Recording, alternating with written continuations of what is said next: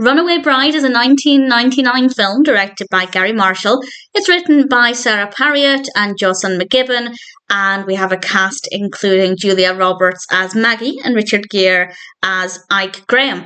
And this is about a woman, Maggie, who keeps leaving her fiancés at the altar. She has left 3 people at the altar, has run away from her weddings, and Gere plays Ike Graham, a newspaper reporter, who initially wrote an article about this. Maggie wasn't very happy about it, so he's getting another chance to find out more and write something that's more in line with the truth, or I guess Maggie's truth. And that's what the film is about, and there are several questions. The first one, of course, is why does she keep leaving people at the altar? The second, will she ever get married? I'm not going to answer any of those questions, but I thought it was an interesting enough concept.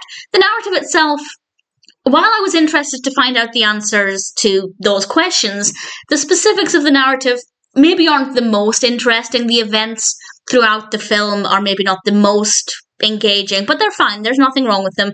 But for me, the enjoyment came from the characters, the character development, and the on-screen chemistry between Julia Roberts and Richard Gere. Obviously, they did a really great job with these characters. It was really interesting to watch those characters and seeing them interact.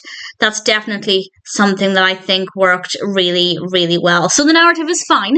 There's nothing wrong with it. The pacing is very good. And actually quite a variety of things happen. So in terms of the actual specifics, it may not be the most interesting, but I can't really fault it.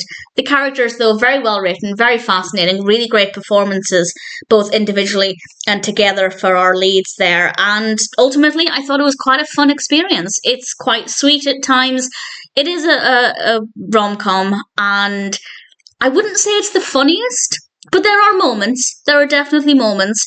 If it sounds like something that would appeal to you, then obviously I'd say it's definitely worth watching. And in general, while I probably wouldn't watch it a second time, I'd say as a one-time watch, Runaway Bride was not too bad. I did have questions. I was looking forward to those answers. And I won't say what those answers were, but I did enjoy the process of finding out.